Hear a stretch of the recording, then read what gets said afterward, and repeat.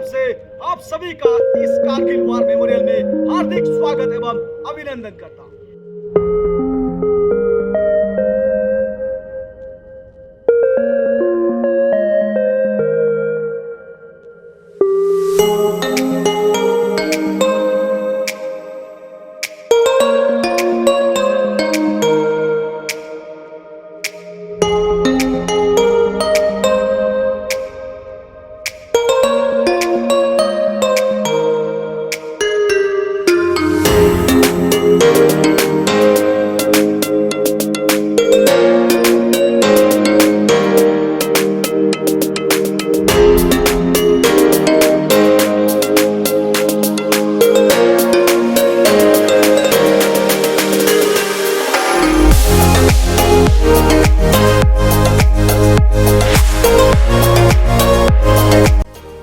Hello and welcome back to my another brand new video.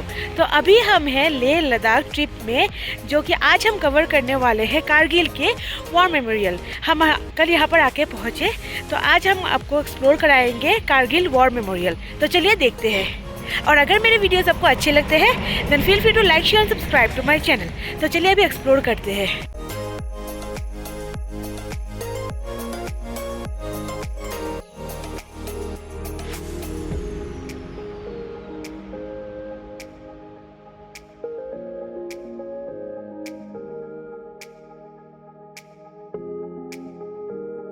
Today we are at the most iconic spot in India, the Kargil War Memorial in Dras, Jammu and Kashmir.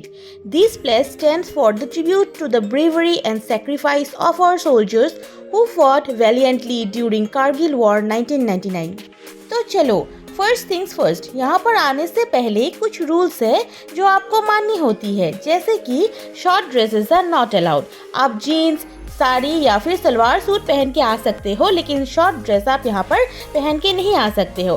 Secondly, आप कुछ भी ID card carry कीजिएगा अपने साथ या फिर Aadhaar card before entering the main gate. And thirdly, hand bags और any kind of bags are not allowed except your wallet. और कैमरा के लिए you need to take permissions in the main entrance of Kargil War memorial.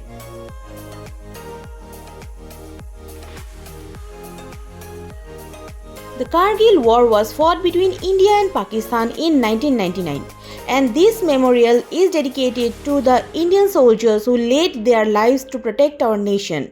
It's not just only a place for remembering the past, but also a testament to the courage of our armed forces. And by being here today, I can really feel it.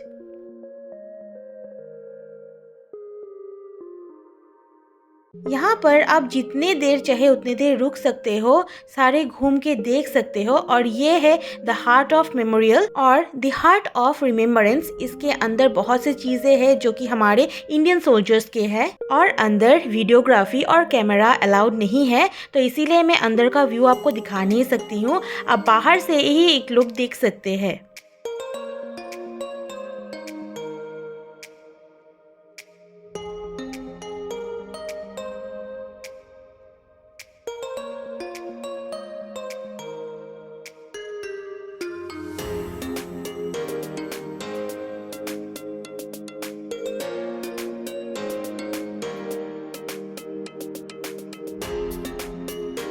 Walking through this memorial, you can feel the immense respect and reverence for those who give their life for the nation. The stories here are so powerful, it's humbling experience.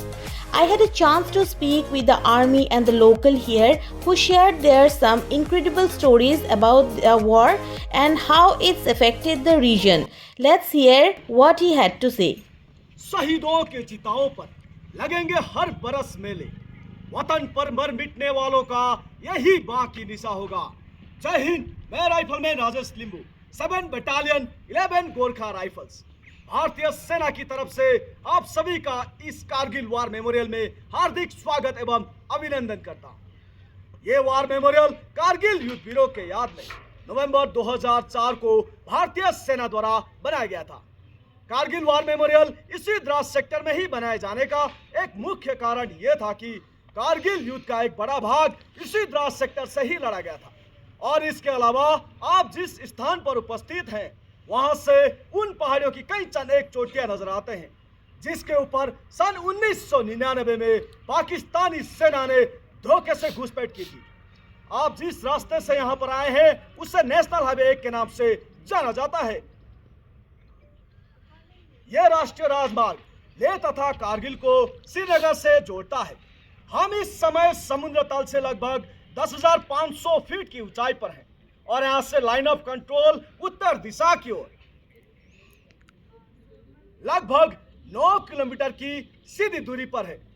आपके सामने और memorial के ठीक पीछे जो पहाड़ दिखाई देता है उसे टोलोलिंग के नाम से जाना जाता है। टोलोलिंग समुद्र तल से लगभग 15,100 फीट की ऊंचाई पर है। यदि आप अपने निगाह पूरा बाएं दूरी स्काई लाइन पर ले जाएं तो आपको 2 ऊंचे नुकीली चोटियां नजर आते हैं।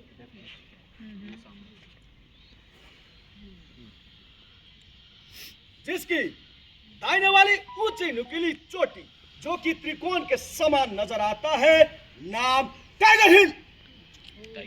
अच्छा, वो टाइगर हिल।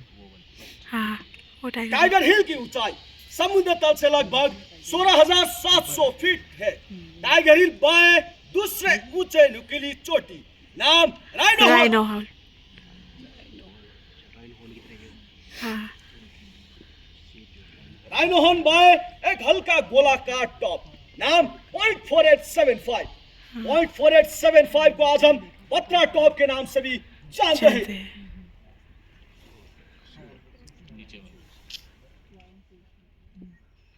आपके सामने टोलोलिंग पहाड़ी पर दुश्मन के करीब 100 सैनिक थे। ये उनके द्वारा की गई एक गहरी घुसपैठ थी। वहां से दुश्मन नेशनल हाईवे 1 के ऊपर प्रभावशाली फायर डाल रहे थे, जिसके कारण नेशनल हाईवे 1 पर आवागमन अत्यंत कठिन हो रहा था।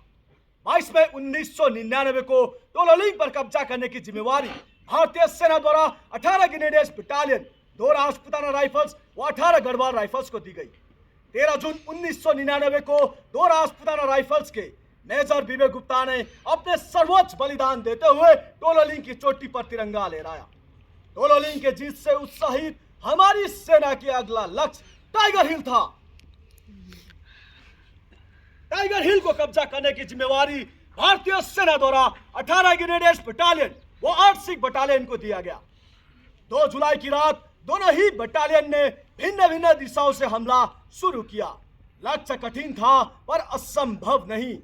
इस गुत्थम गुत्था की लड़ाई के बाद अंत 11 जुलाई 1999 को टाइगर हिल की चोटियों पर फिर से तिरंगा लहराया गया। उनके इस अदम्य साहस को देखते हुए 18 ग्रेनेडियर्स बटालियन के ग्रेनेडियर योगेंद्र सिंह यादव को परमवीर चक्र व लेफ्टिनेंट बलवान सिंह को महावीर चक्र से सम्मानित किया गया। .4875 व उसके आसपास की चोटियों को कब्जा करने की जिम्मेवारी 13 जम्मू एंड कश्मीर राइफल, 2 नागा और 17 जाट बटालियन को दिया गया। 4 जुलाई से लेकर 7 जुलाई तक चले इस संघर्षपूर्ण मुकाबले में तीनों ही बटालियन ने भिन्न भिन्न दिशाओं से हमला कर दुश्मनों का मुंह तोड़ जवाब दिया। साथ ही तीनों चोटियों पर फिर से दोबारा अपना कब्जा स्थापित किया। इस ऑपरेशन के दौरान 13 जम्मू एंड कश्मीर राइफल के कैप्टन विक्रम बत्रा ने साहस के नया अध्याय लिखते हुए अपने प्राणों को देश के नाम न्यौछावर कर दिया। उन्हें मरणोपरांत परमवीर चक्र से सम्मानित किया गया। साथ ही उन्हीं के बटालियन के राइफलमैन संजय कुमार को भी परमवीर चक्र से नवाजा गया। ऑपरेशन विजय में द्रास सेक्टर के अलावा कारगिल, बटालिक व सब सेक्टर हनीफ में भी भारत के वीर सपूतों ने कई शौर्य की गाथाएं लिखी। बटालिक सेक्टर के खालूवाल हिल्स को कब्जा करने की जिम्मेवारी 1st बटालियन 11 गोरखा राइफल्स को दी गई। कैप्टन मनोज कुमार पांडे ने इस लड़ाई में अद्भुत वीरता और पराक्रम को परिचय देते हुए उनको मरणोपरांत परमवीर चक्र से नवाजा गया। ऑपरेशन विजय में लद्दाख स्काउट के बहादुर जवानों का भी अत्यंत महत्वपूर्ण योगदान रहा है। मेजर सोनम वांगचुक और उनके बहादुर जवानों ने अपने जोश व साहस को कायम रखते हुए चोर बाटला सेक्टरों से दुश्मनों को मार भगाया। मेजर सोनम वांगचुक को उनके इस बहादुरी के लिए महावीर चक्र से सम्मानित किया गया। तुर्तुक सब सेक्टर में दुश्मनों ने .5220, .5590 व .5770 जैसे फीचर्स पर घुसपैठ कर लिया था। इस सेक्टर में भारतीय सेना के 11 राजपूताना राइफल्स, 9 महार, 13 कुमाऊं व 27 राजपूत बटालियन ने वीरता और पराक्रम से दुश्मनों को निस्तो नाबूद कर दिया। तुर्तुक सब सेक्टर को आज 11 राजपूताना राइफल्स के कैप्टन हनीफ उद्दीन के नाम से सब सेक्टर हनीफ कहा जाता है। कारगिल के इस भीषण जंग में भारतीय सेना की आर्टिलरी ने दुश्मनों के ऊपर 2.5 लाख से भी ज्यादा गोला दागे और हमारी इन्फेंट्री सेना को एक के बाद एक जीत हासिल करने में मदद पहुंचाए, जिसके कारण आज .5140 को गन हिल के नाम से जाना जाता है। भारतीय वायुसेना तथा भारतीय नौसेना ने भी इस ऑपरेशन में अहम भूमिका निभाई। भारतीय वायुसेना ने ऑपरेशन सफेद सागर को प्रारंभ करते हुए दुश्मनों के ठिकानों पर भारी बमबारी की। इस ऑपरेशन के दौरान स्क्वाड्रन लीडर अजय आहूजा को मरणोपरांत वीर चक्र से सम्मानित किया गया और उधर भारतीय नौसेना ने ऑपरेशन तलवार को प्रारंभ करते हुए अरब महासागर में कराची बंदरगाह की घेराबंदी की। 20 मई से लेकर 26 जुलाई तक चले कारगिल के इस भीषण युद्ध में भारतीय सेना के कुल 545 जवान वीर गति को प्राप्त हुए और 1536 जवान घायल हुए। यह वॉर मेमोरियल उन वीरों का स्मारक है जिन्होंने अपने आज हमारे कल के लिए कुर्बान कर दिए। उन वीरों के इस बलिदान को हम किसी भी शब्द में बयान नहीं कर सकते। हम उन्हें सलाम करते हैं और ये देश उन्हें सलाम करता है। अंत में मैं आप सभी से यही गुजारिश करता हूँ कि आप झुक कर करे सलाम उन्हें जिनके मुकद्दर में यह मुकाम आते हैं। बड़े ही खुशनसीब होते हैं वे लोग जिनका लहू वतन के काम आता है।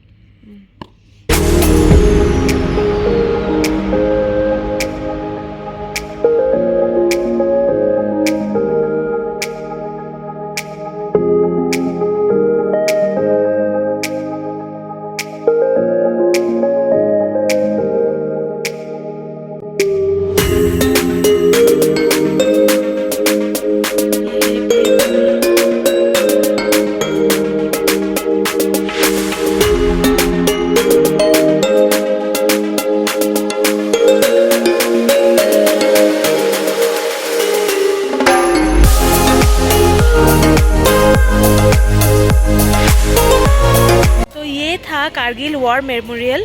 तो आई होप आपको अच्छे लगे। तो मैंने कुछ सुवेनियर भी परचेज़ किए यहाँ से।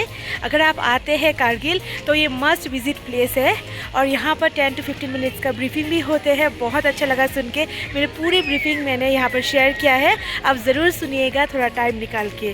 तो thank you so much for watching my videos. If you found this video meaningful, don't forget to hit the like button and subscribe for more travel and history related content. Let's keep the memory alive together. And it's a humble request to each and everyone, do visit this place once in your life. And here comes to an end of my beautiful and memorable Ladakh series. I hope to meet you soon in my next vlog. Till then, stay strong and stay fit and stay with Aruna. Bye bye.